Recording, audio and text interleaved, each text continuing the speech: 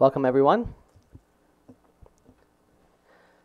I'd like to call tonight's regular meeting, or actually, I would like to say that the regular meeting be suspended and the committee of the whole meeting be convened.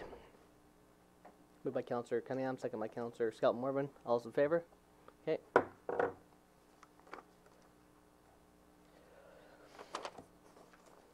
I'd like to call tonight's committee of the whole meeting to order. Recommendation of the agenda for the committee of the whole meeting of February 24th, 2020 be adopted as circulated. Moved by Councillor Adey, second by Councillor Brandhauer. All those in favor? Any opposed? Motion's carried. Okay, first up we have a petition and delegation from School District 52 regarding the middle school. Welcome.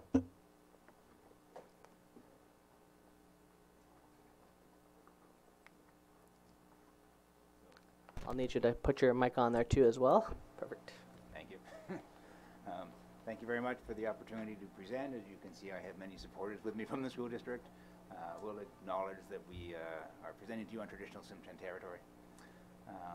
What we have is a presentation. Sorry to interrupt you. I'm being instructed to bring the mic closer to you. That better? Yeah. Okay. So anyways, the presentation is going to give you a little bit of the background to where we got to with the middle school and what the next steps are as we go forward. I started with the school district in 2009, and at that time there was actually some ministry money approved, but it was for the seismic repair of the school. And really, even back in those days, the expectation was it needed more of a replacement than repair. But then it got removed from the list in 2011, and we petitioned to get it back on the list in 2015. We then had to update a couple of the reports, and the project identification report was the one that we were able to convince the ministry that this was a full replacement project and not just a repair. We completed a site selection study, and then following the election and I think the efforts of our new MLA in the government, we got sort of moved forward to the next step of the process, which was to create a project definition report, which 2 weeks ago became a concept plan before we get to the project definition report as the ministry updated their process. So in that site selection study, we had created some criteria with the consultant, Urban Systems, and basically what seemed really important to us is it should be near the center of town, with the availability of fields, and the size of the property was fairly important that you could accomplish all of that. And those were the most important criteria. Their report had sort of identified 6 things, and that's a pretty blurry picture, but basically if I go left to right, it included land near Roosevelt, the existing site, the other end of the soccer field, across McBride Street into McClymont Park, that little piece of land between the hydro substation and the current high school, or Lahane, and that was where we were at that point in the process. I often get asked questions about the closed schools and why don't you look at the closed school properties, and it's just an indication of any of those closed schools. If you go to the opposite end of town, you're over 5 kilometers away, which when many of our students walk is a challenge that we would have to face. So as we began looking at sites in a lot more detail, there's a number of factors we had to look at, and geotechnical was really one of the most important. That's basically doing some work to know how deep the rock is, because if the rock is really deep, the cost of construction is quite a bit more. And so we've done quite a bit of studying in different areas of town to identify sites and whether they're feasible or not. Looking at traffic studies, in particular, the closer you are to McBride Street, which is the highway, then the Ministry of Transport gets involved, and we've had some work as well with traffic studies. The size of the site and really how that impacts cost is if it's a quite small site and you have to go more than 2 stories, then that also adds to the cost of the project. And then also just whether the land's available, and we've had many discussions with city staff and with council as a whole in terms of whether certain properties would be available or not for the development. We then also have many things directed at us from the Ministry of Education we have to consider. So the ministry area standards basically tells us how many square foot we'll get for the projected students in the school. The unit rates then take those standards and convert it to a cost. The design will be expected to be LEED Gold, and LEED Gold basically is a standard that says the construction of the building will have no net environmental impact. Neighborhood Learning Center is actually additional money on top of the school money that's available with either the local municipality or the regional district that could add more onto the building. We have had some discussions with the Prince Rupert District Archives who might be interested in a new home, and so that might become part of this development as well. Daycare is a very important issue with the provincial government, and there's additional money from MCFD if we add daycare space to the project. The last two are quite new. We've just been informed over the last couple of months, but the gender-based analysis with gender-based plus, and it's really, however you build the building, you want to make sure it's welcoming to anybody from any background whatsoever. And the net zero ready analysis, basically the government's not yet committed that every building will have no impact on the environment during its operation, but they want it to be ready for that. So they're looking at what the extra cost would be to create it as a net zero building if they don't do it right away but down the road. So in terms of their plan and what we have to submit, this concept plan has to have multiple options. Really part of why we're here today is leading up to getting more public input in terms of the various options we're looking at. And I'm directed to make it very clear that the seismic program supports the lowest cost option, and so while we'll get input on a number of options, at the end of the day, the option that's likely to be approved will be the option that has the lowest cost for the government. So these are the sites that we're currently now looking at. I'm going to show you pictures in a second, but the existing site, some land that's adjacent to the existing site, the Canada site, even though it is a fair ways out there, and the Booth site, where the Booth Operations Building is currently. So this is the existing site. The red dotted line is basically the outline of our property. There's a very faint gray line inside, which is the footprint of the existing school, and as you can see, a replacement school that's purpose-built would have a lot less floor plan than the existing school, which was, of course, built and then added onto and added onto a number of times. The challenge with this particular site is that you would first have to move the students somewhere, tear down the building, rebuild the building. We think the most likely place that the students would end up going would be to Westview. The blue is the existing school, the gray are additional portables that you would have to put in. You'd be looking at something like that, and there'd probably be one whole generation of middle school students, and that would be the only middle school they would know if that was the process that went forward. And we've also been looking at sort of the adjacent site, so that red dot is still kind of the existing land. Now this is where it moves on to land that the city would own, with the exception of perhaps there's a house underneath the purple up there that we might have to acquire if it went this way. There's two options here. In this particular option, that blue dotted line indicates a sewer main that runs through the property. So one concept would say you could have part of the school on one side and part of the school on the other. You could just put a high-level roof over it, which gives us a covered outdoor play area for the students, but it would maintain access if the city ever had to go in and do any work on that sewer line.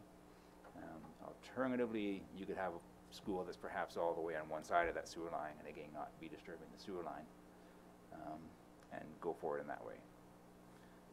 We do know that certainly where the purple gym is in that particular drawing, there is a lot of rock right there, which we think will make the construction less expensive than some of the sites we've looked at.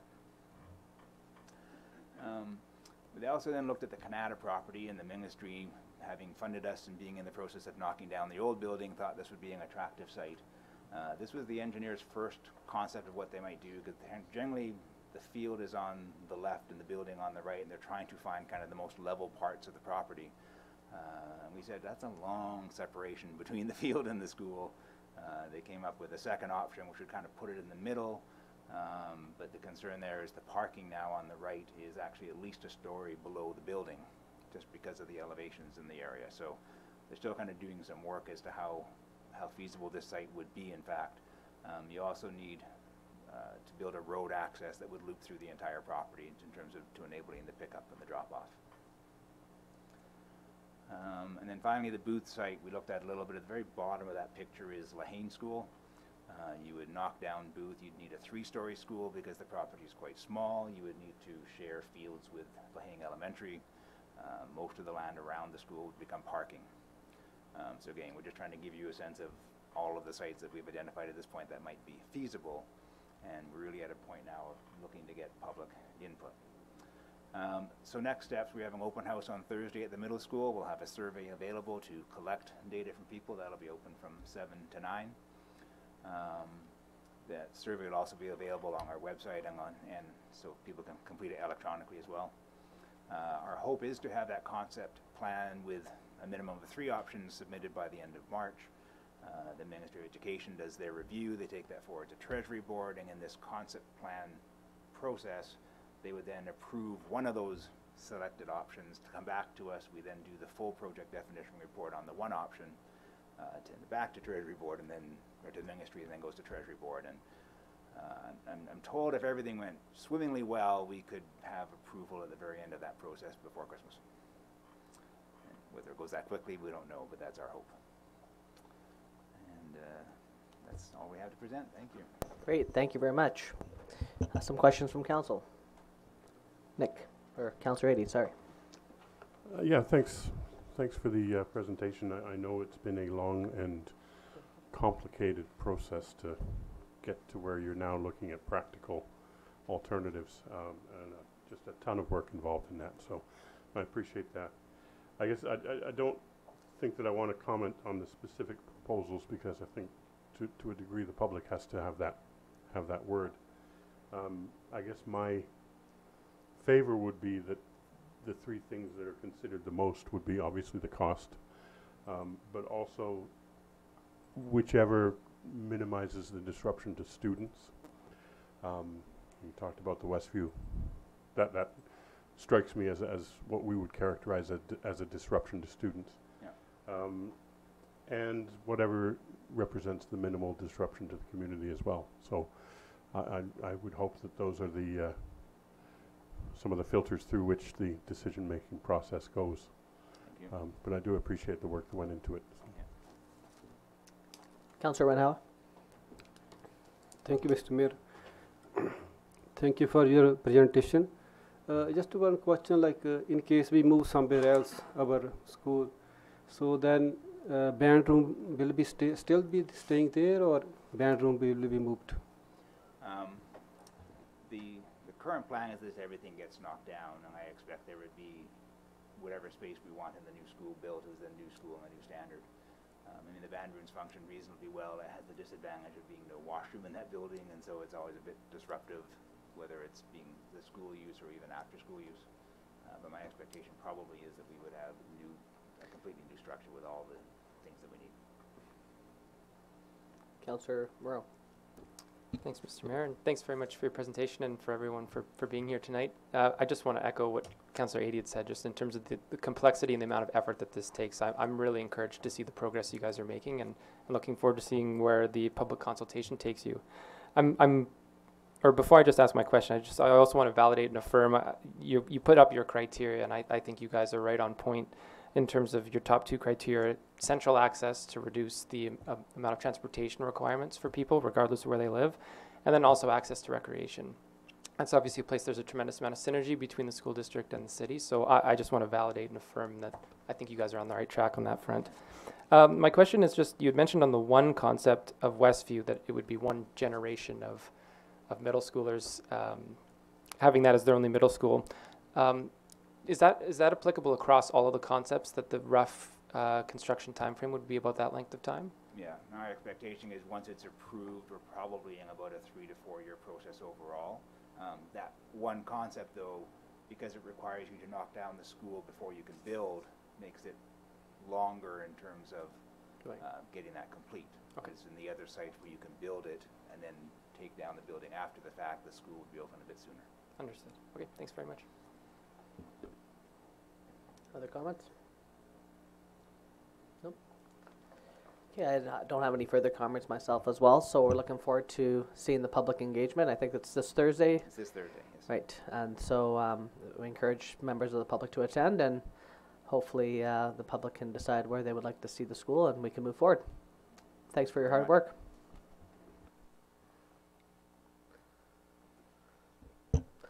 Okay, as we're in the committee of the whole, I would call any other members of the public who'd like to come forward to talk to council about any topic of their choice.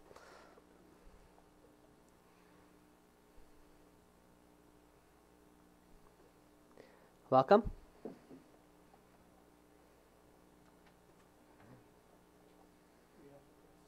Yes. I'd like to, did you guys have a 5 o'clock meeting tonight? No, we did not.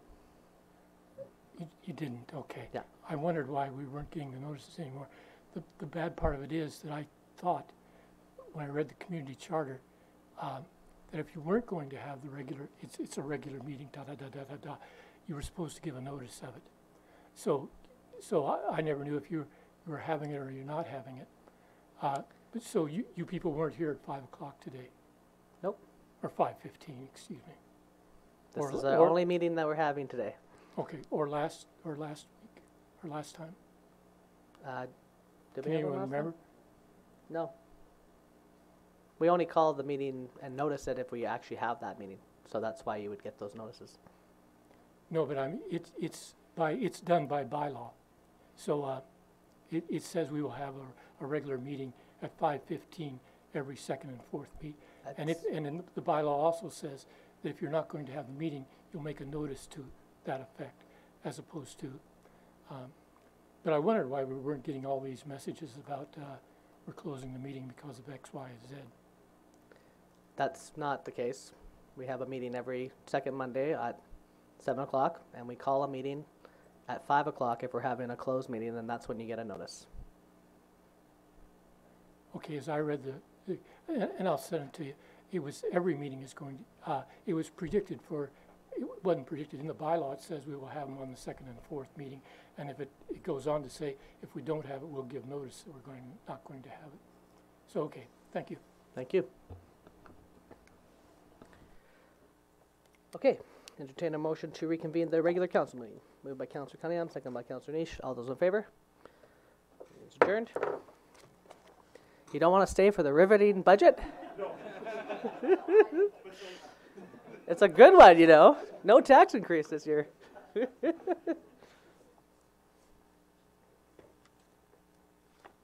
Too soon? Okay, recommendation. Wrong agenda.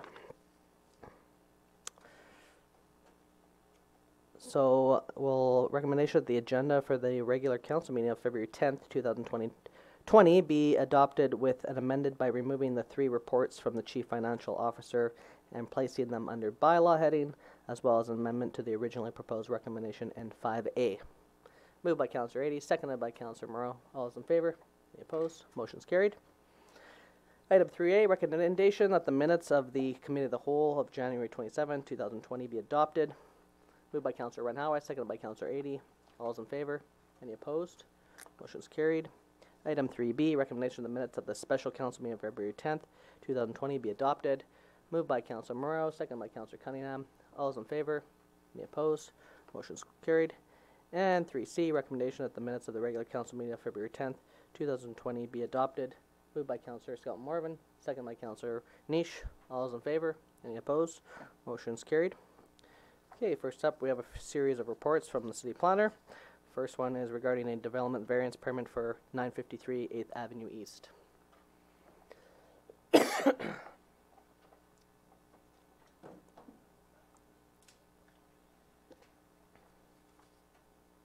Welcome back.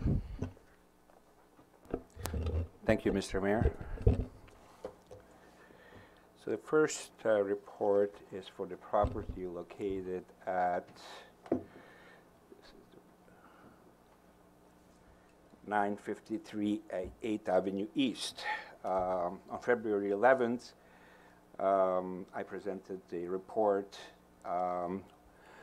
which had an error and omission in it. So today I'm going to write the error and include the omission. The error with regards to the setback on the rear property line stems from the interpretation of the city zoning bylaw. The variance for the property line, rear property line setback is not necessary. And I'll take a couple of minutes just to explain that. So the 1980 zoning bylaw was completely rewritten in 2008 and 2009.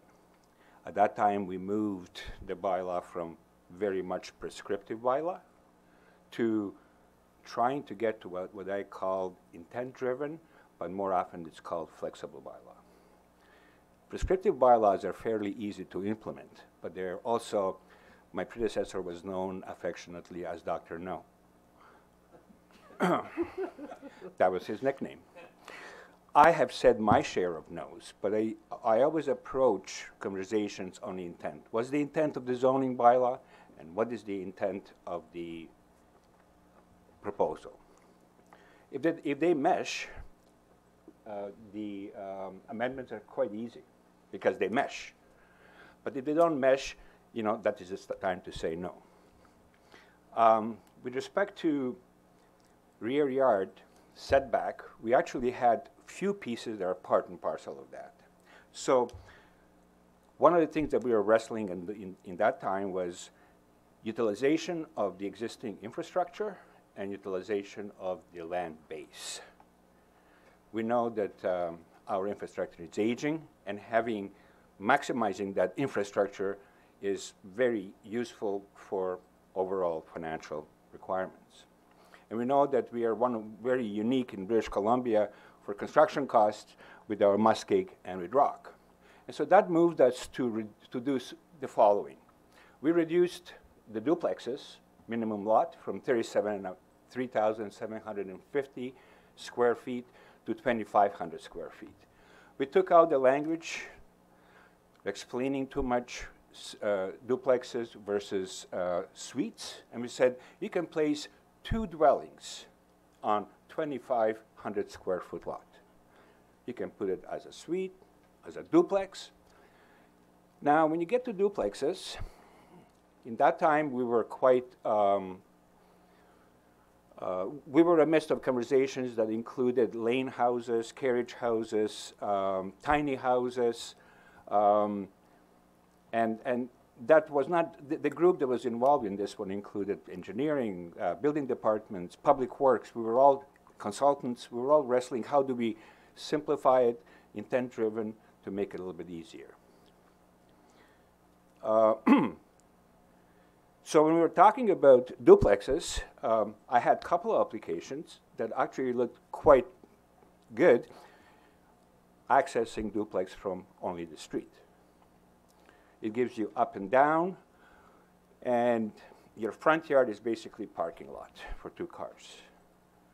When we were looking at the bylaw, we were actually, and generally when we do updates of a bylaws, we put on rosy glasses. We look for the future that has a demand. And we were thinking the city of Prince Rupert actually has a lot of lanes. All of the majority of the residential areas have lanes, but we don't have very many developed.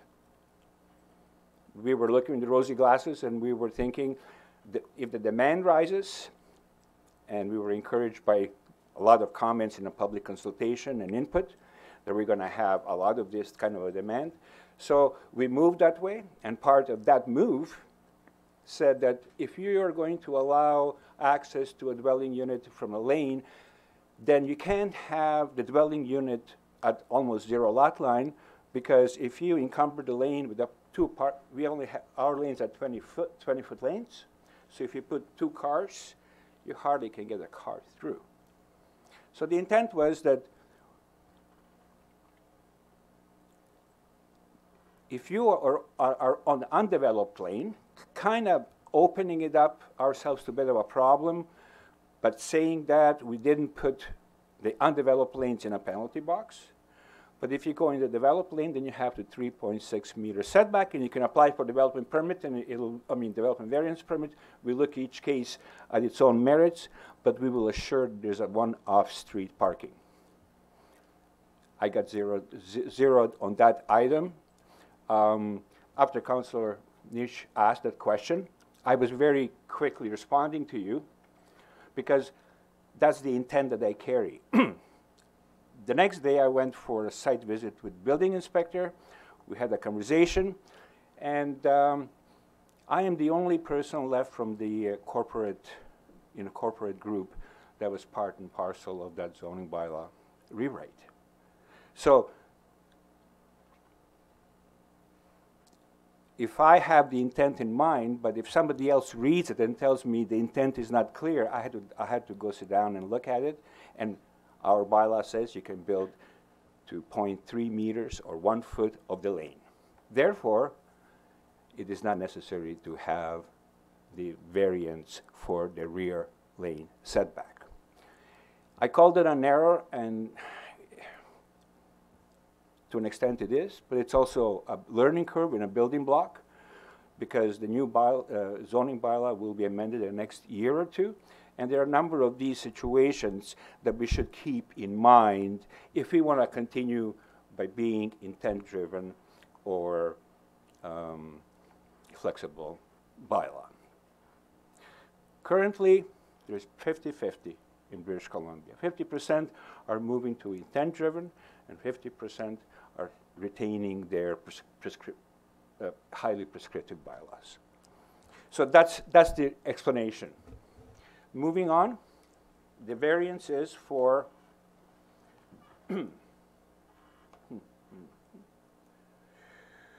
for the height.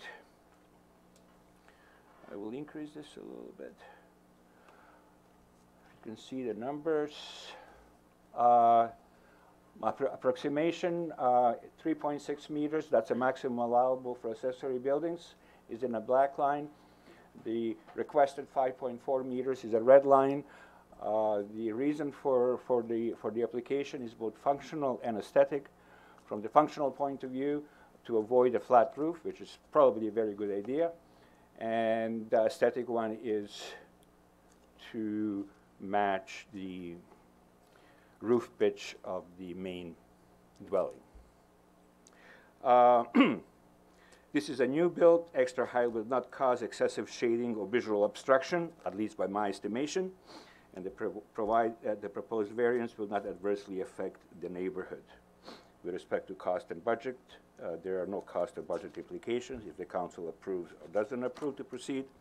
And in conclusion, the new application, the revised application for the height requires approval to proceed to public notification. That concludes my report, Mr. Mayor.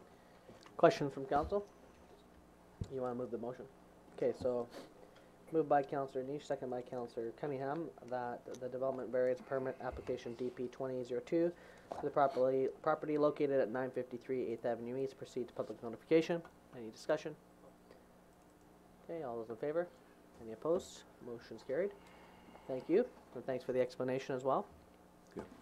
Next, we have the application for 1037 7th Avenue East. I have a wrong.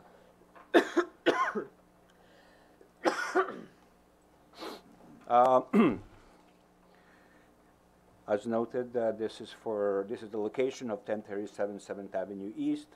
You can see that here it's undeveloped lane, and not part of this application, just a sort of explanation for the first item. This application is to vary front property setback from 3.6 meters to 2.9 meters on one side and 3 meters on the other side. The house is somewhat on an angle. The request is the reason for doing it is to increase the square footage of the house and do some renovations that would add a second floor on it.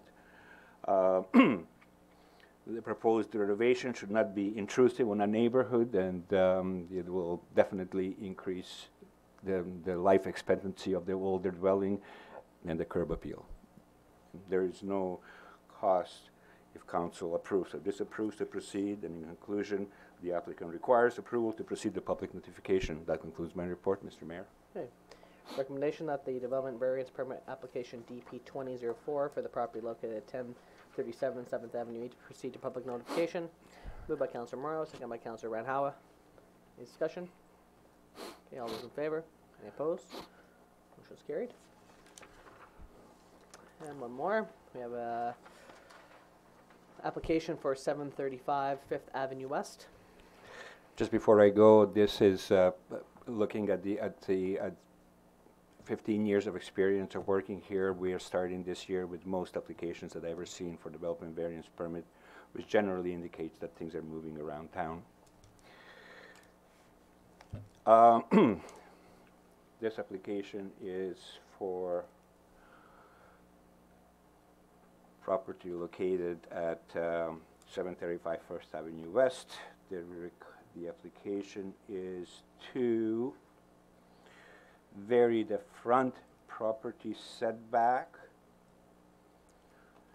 to 0 lot line, or in applicant's words, to as close as I can get to the property line. So I called it 0 lot line, while retaining the necessary 1.2 meter setbacks. On the right-hand side, there is an interpretation of my interpretation of what the applicant is asking. So this would be the property line. This would be the extent of the deck. And on the next aerial photograph, it's a little bit clearer to see that there is a substantial or large boulevard, and this dwelling is also a zero lot line, as these dwellings as well. This dwelling is substantially moved to the back, so I do not see any potential problems from shading, view obstructions. However, that's why we have public notifications, and neighbors will be able to comment on it.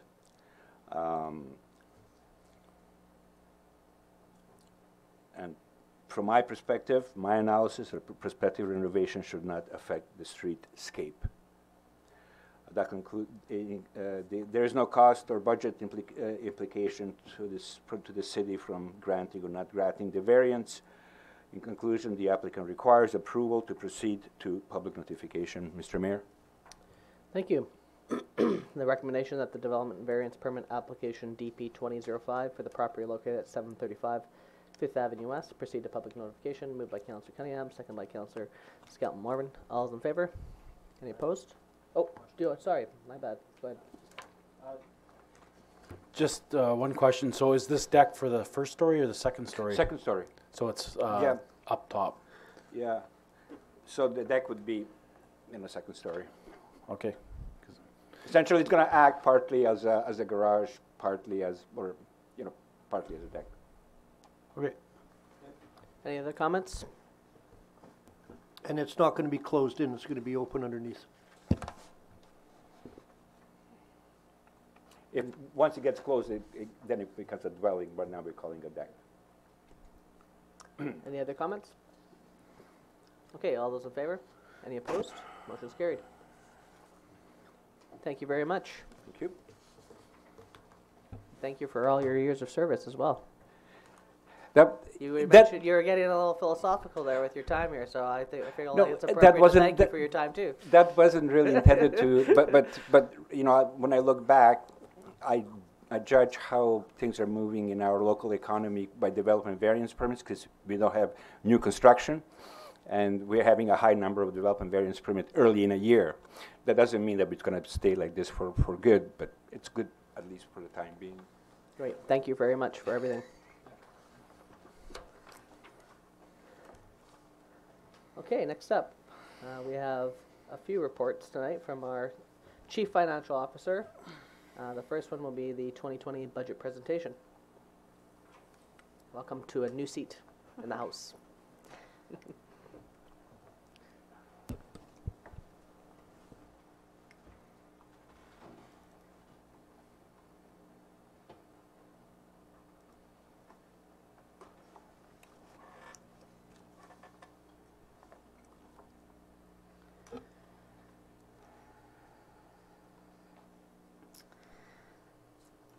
Thank you.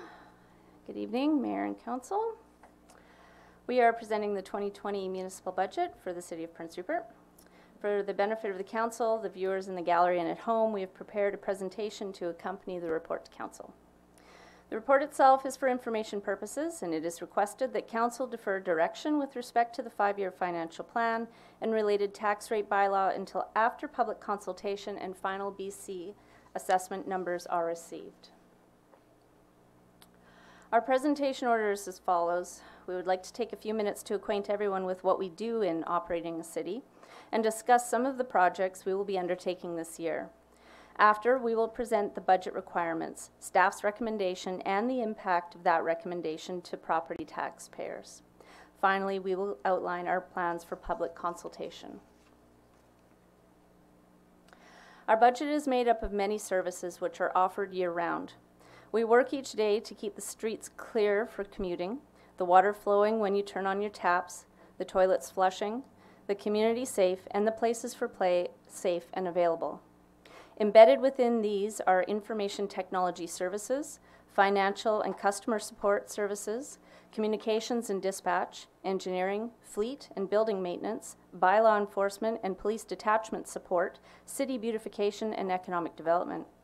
We are a large employer with approximately 175 full-time employees and nearly 100 casual workers. chances are you or a family member knows or are related to a city worker. The budget for the city supports all of these services named, which are used by every person in the city daily.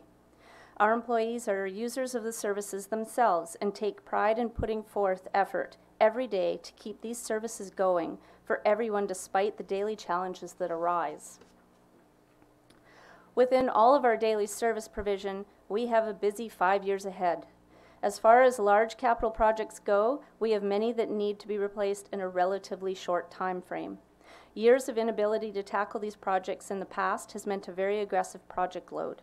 We will be undertaking the new landfill cell creation this summer, given our current landfill will be timed out next year. Phase 2 of our water infrastructure project, the Woodworth Lake Dam, will be replaced within the next 18 months.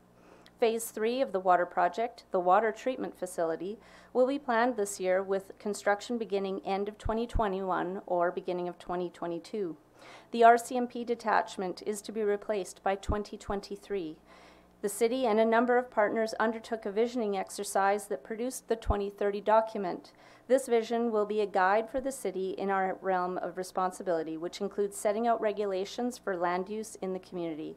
As such, we have begun a refresh of our official community plan and will work to promote our community as opportunities continue to arise. The city holds 3 self-funded utility funds and an operating fund. Each utility has fees that pay for its function and capital infrastructure. The operating fund is funded through grants, leases, fees, and property tax. Operating pays for things like security services, recreation, and roads, amongst others.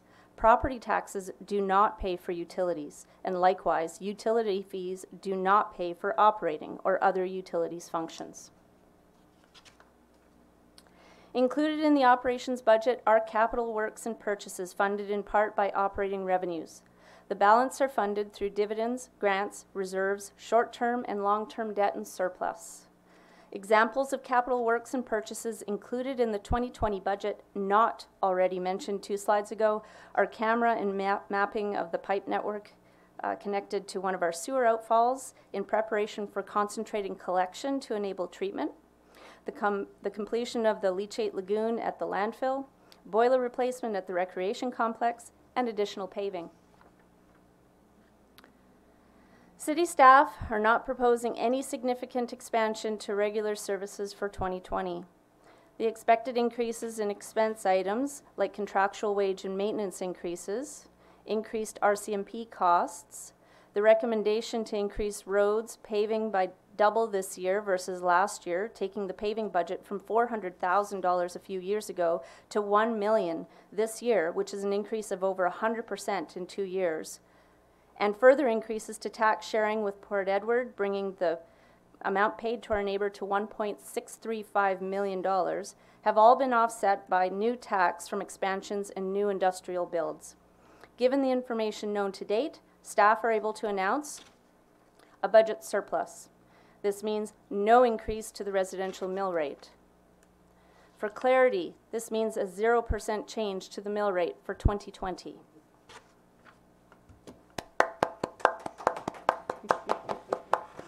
Well, thank you. Someone's going to have to clap for that. There is enough of a surplus that we are proposing to reserve it to mitigate the future loan repayments necessary on the new RCMP detachment. This will reduce the cost impact to the taxpayer once we begin repaying the loan. This is very significant for this budget and future city budgets in that the allocation of the surplus for this purpose means we do not anticipate a tax increase for the RCMP detachment project. This year's allocation combined with the allocation last year means the expected cost of the loan is completely covered. This is something that staff felt was a feat worthy of celebration, hence the sound. This project has been on our to-do list for many years with uncertainty around whether it could even be completed, given the heavy debt servicing required because budgets have been so tight. In Prince George, for instance, They anticipated that the construction of their RCMP station would cost the average taxpayer $66 per year in additional taxes to service their debt. We are very pleased to be able to go ahead knowing that this project can be completed with no anticipated impact to the taxpayers. Now, to move into how the proposed mill rate will impact taxpayers. We understand there is some confusion as to what the mill rate is. It is the multiplier the city uses to calculate property taxes each year. The number represents how much you will pay per $1,000 of assessed value. For example, 1 mill is $1 per $1,000 of assessed value. Given mill rates are based on assessed values, before we consider any increase or decrease to the taxes needed to be collected, we recalculate the previous year's mill rate to bring in the same amount of tax as was billed in the previous year. It is this adjusted rate that is then increased or decreased depending on need. This slide shows that our mill rates have decreased over the past 6 years and again for 2020. The reason this reduction over the years has happened is because assessed values have increased, and since we adjust the mill rate to account for this change, it means the multiplier gets reduced. Assessed values did not increase much for the 2020 year, and so the mill rate reduction shown reflects the impact of the market change over 2019. So what does our recommendation mean for property owners? The next couple slides will outline how a property owner can calculate the impact of the council-controlled mill rate that appears on the property tax notice. To calculate the impact to a property owner of the recommended mill rate, one needs to compare the 2019 combined general property tax to the amount calculated for 2020. The 2019 combined general property tax can be found on the 2019 property tax notice as shown in the red circles. These are the only categories council can decide on. All the rest of the tax levies are either set by another authority or calculated based on assessed values in Prince Rupert to pay the bill that the city is sent. The formula to calculate the general levy is on this slide. Take 2020's assessed value divided by 1,000 times the proposed 2020 mill rate. This is the municipal portion of the property tax for 2020. Compare this to the 2019 combined general property tax as found on the previous slide. This will inform you whether the taxes have gone up or down. We have provided all of the proposed mill rates on the next slide for viewers to calculate the potential impact to them, whether it be their home or their business property. On the far right-hand column is the proposed municipal rates for 2020. We've included what the 2019 rates were for comparison. I will pause here for a moment for our viewers to write them down should they wish.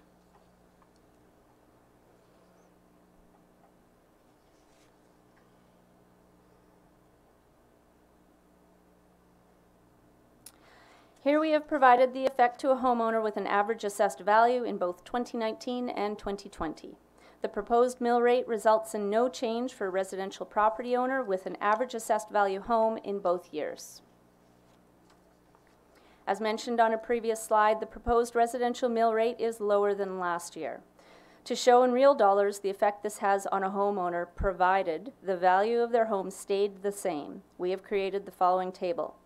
This table is in a range of dollar values where the majority of residential assessed value levels exist.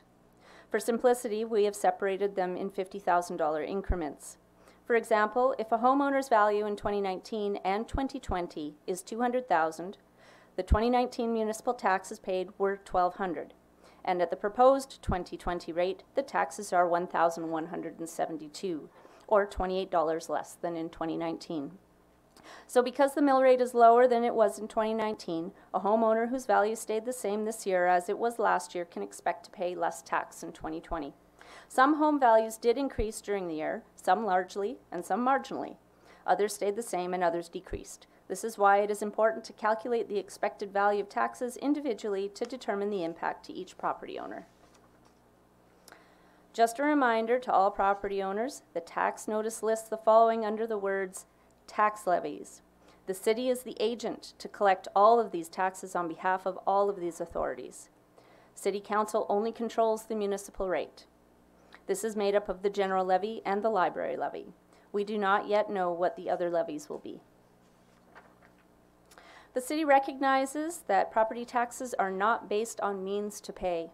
Therefore, we want to make homeowners aware of some programs that help to aid those that may qualify. The provincial government offers residents the homeowner grant and tax deferral programs. These programs are available to reduce taxes paid and defer the tax payment through a loan that is recovered at the time of sale. Please contact City Hall for details of each program or look on your property tax notice. BC Assessment will release their revised roll on March 31st, which will take into account any appeals to assessed value. It is expected that changes are likely based on the revised roll, and any reductions to assessed values may impact the proposed mill rates. Staff is planning to have 2 public consultation opportunities. Both will be held during the regular meetings of Council here in Chambers on March 9th and March 23rd. It will also be broadcast on Channel 10 and at www.princerupert.ca/live. Additionally, we will have a budget document available for readers March 2nd at City Hall, the library, and the Recreation Complex. This presentation will also be placed on the city's website. Thank you to Council and our community for listening.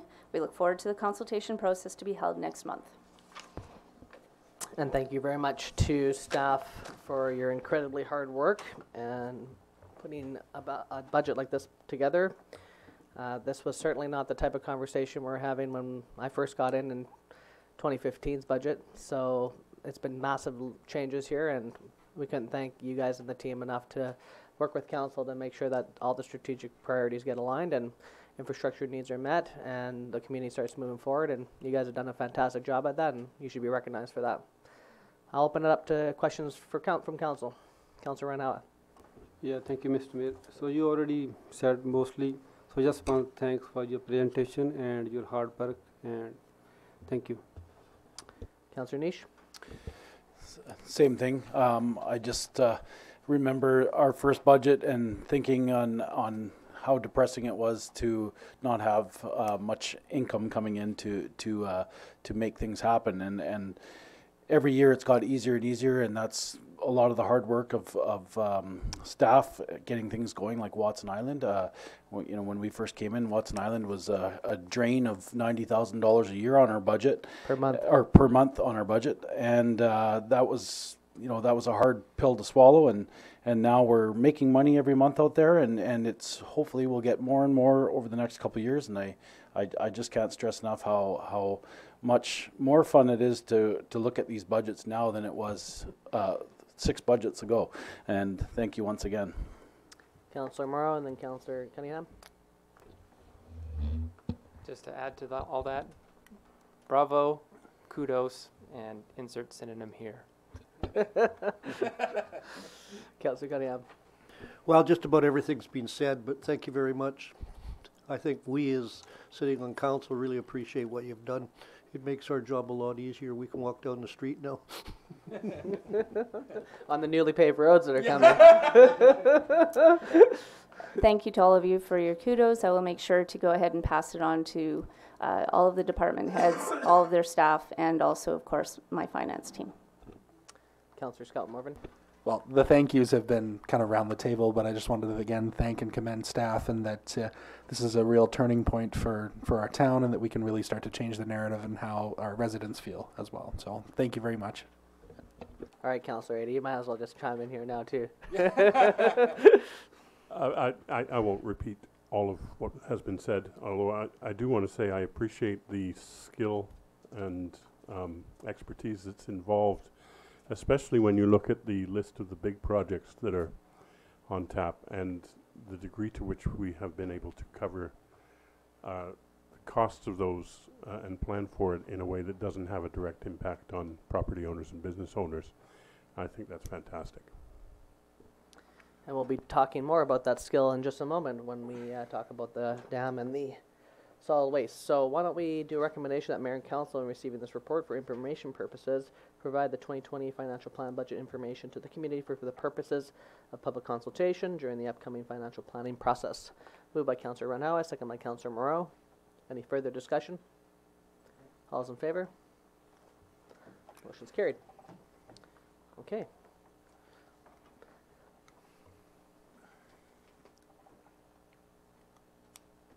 Okay, well, after all that, it's a good time to go and ask for this then.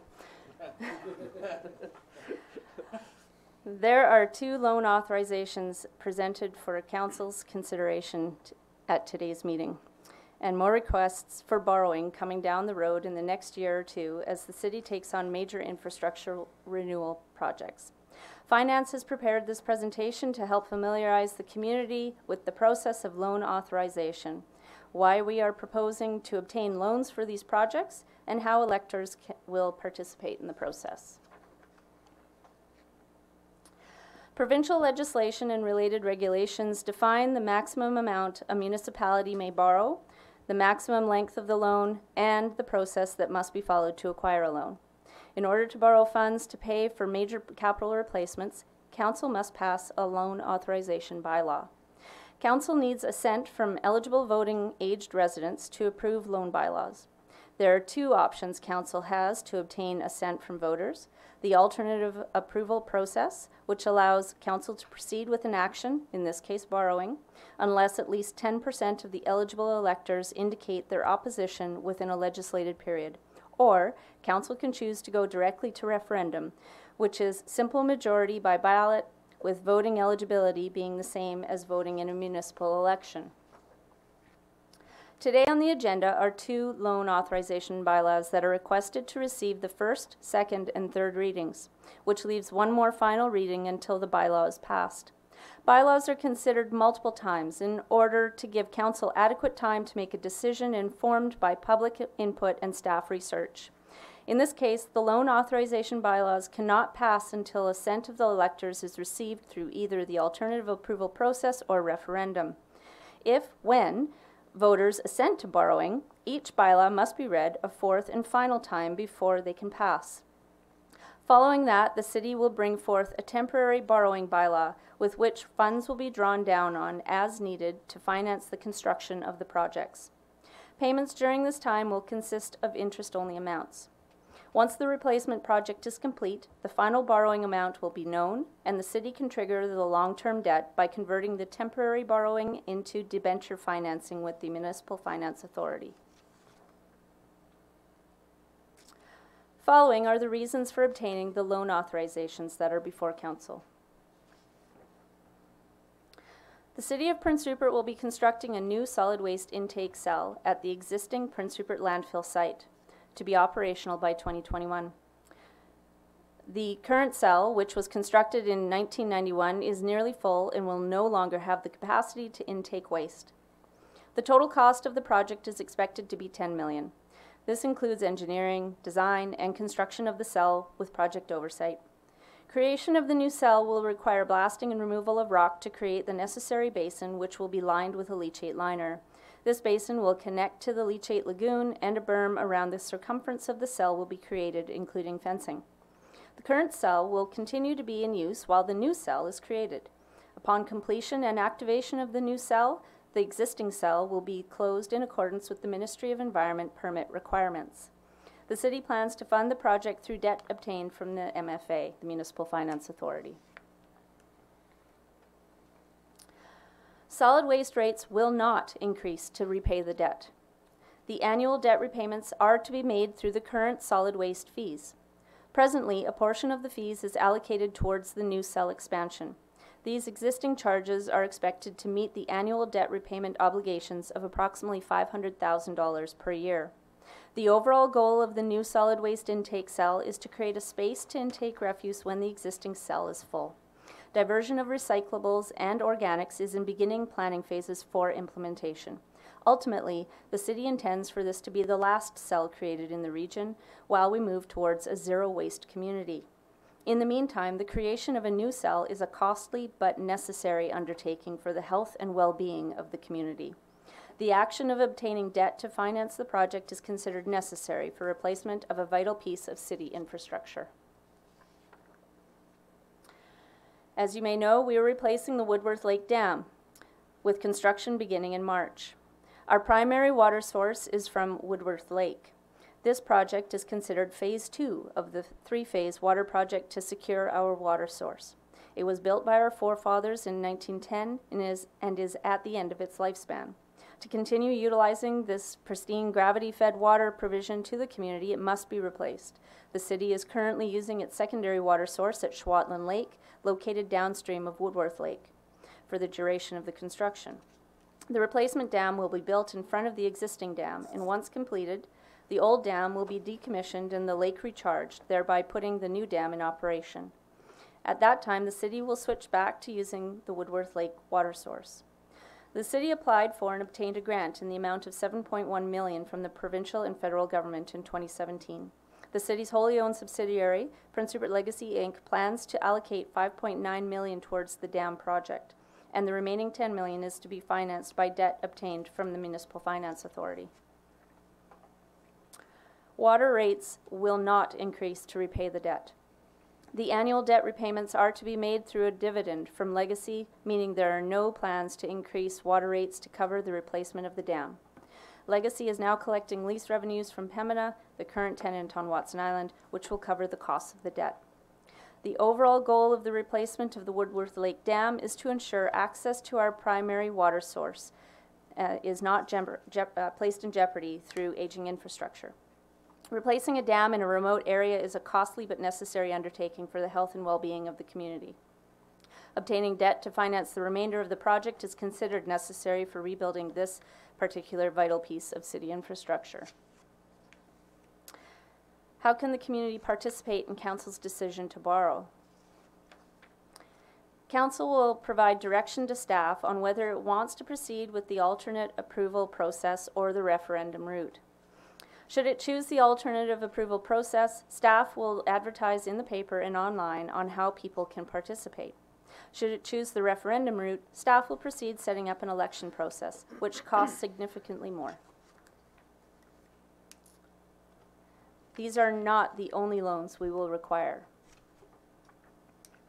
Part of the reason that we are working to inform the community about the process of loan authorization is that we know there are more major infrastructure projects on our list that will also require borrowing.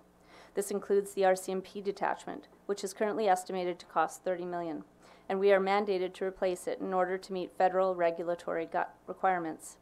This year, like last year, we have proposed to set aside funds towards future debt financing to help reduce or eliminate potential impacts to the taxpayers of servicing that debt.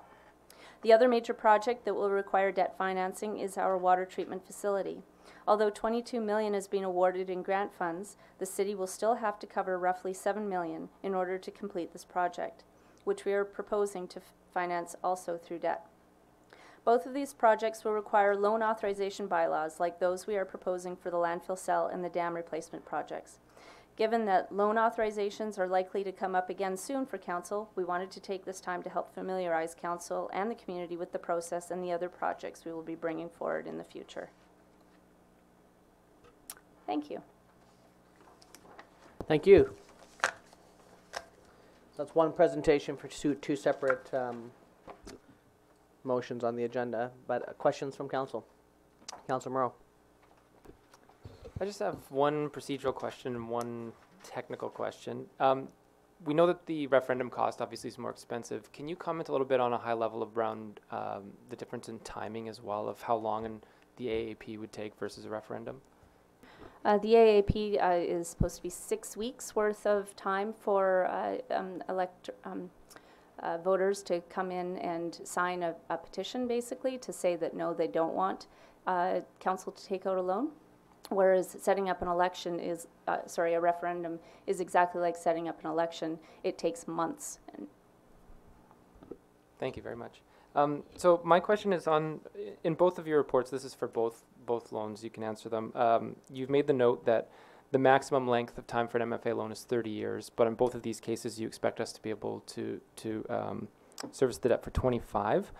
I'm wondering if we have any flexibility, if any cash flow pressures came up that we don't anticipate in the next few years, do we have the flexibility to extend those terms from 25 to 30 years if necessary? Sorry, I just need to look at my bylaw here.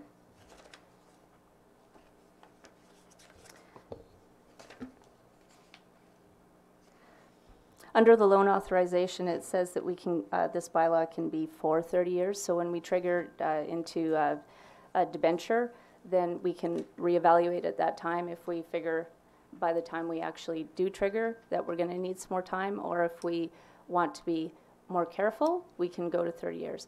The other thing is that we can actually repay earlier.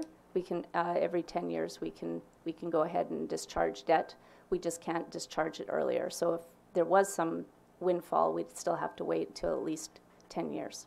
The one reason that we're considering 25 years instead of 30 is because the longer that we have debt outstanding, it encroaches on our ability to borrow for other projects. And we believe that we can go ahead and still manage to accomplish paying down the debt within 25 years, which gives us the flexibility in 25 years to be able to take on more debt should we need it. Thank you very much. Other questions from council? Councillor Niche. Just wanted to say, making sure people understand that these debts are to be basically covered by existing costs, and I think that's an important note to make, because obviously borrowing this amount of money can look like a big move for our city, but the reality is these projects need to happen. We can't do it. We can't go without them any longer. They've been left too long as it is. And but it's good to point out that the way this is going to work for the garbage dump is that it's not going to cost us any more money on top of the existing fees, and also for the other dam project, it's covered by costs that are basically being paid by the hard work on Watson Island once again. So thank you. Councillor 80.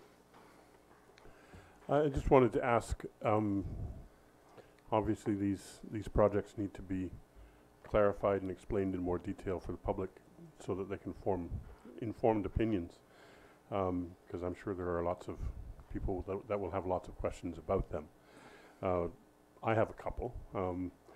The new landfill cell, once it's constructed and put into use, what is the anticipated lifespan of it? Because, and the reason I ask the question is that if the plan is to go to a zero net waste model, how long do we have to get there? I've been told by our Director of Operations that this particular cell, if intake was the same as it has been since the last cell was, or the existing cell was created, that it should be a 35 to 50 years cell. Now, given the fact that we are moving towards more recyclables and there will be organics diversion in the future, that time frame could go even beyond that. Because when the last cell was created, we didn't have quite as much recycling as we do now, or reusing. And my other question was with regard to the dam. I'm sure that people will be interested to know whether it will also have the capacity to produce electrical power as well. Yes, the height has been designed so that if there's ever an opportunity for us to be able to go ahead and generate electricity, should the province provide a permit for that kind of thing in the future, then it has been designed so it can actually do that. You can't actually add to a dam. You need to design it all at once. And it used to be at a larger height back when it was initially built, and then it was taken down a little bit when we no longer generated power from it, so the height was reduced. So you can reduce the height of a dam, you can't actually add to it. So we made sure to add to it for reasons of sustainability in the future as well. And just to one of your other points, Councillor Adey, we are actually providing, generating right now information that we will be able to hand out to people so that they can actually make an informed decision depending on whatever council directs staff to do with respect to getting elector assent. Okay, thanks. Councillor Cunningham. Just one question. How close are we to curbside recycling? I would say probably within the next year to 2 years. I'm going to say 2 years just to give me a buffer.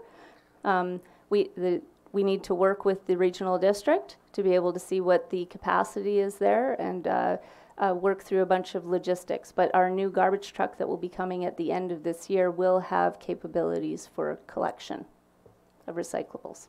Because that'll have a definite impact on the life of the cell and that. So, you know, and I know the recycle figures from 18 to 19, the recyclable quantities have dropped. So it's something that I think we should take a look at, because what doesn't go into recycling goes into the dump. Other questions?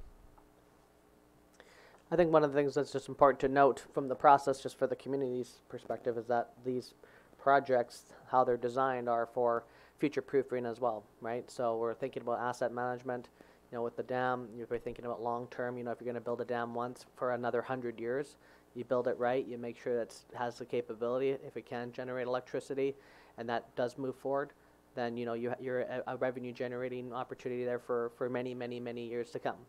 The landfill, you know, if this could be potentially the last landfill we ever built, because we're going to be moving forward with zero waste and recycling opportunities. So the idea isn't just to keep building more things just because you have to. You try to economies of scale all the projects to meet a variety of goals at the same time. So the fact that the staff have designed that into this too is, I think, to be commended as well.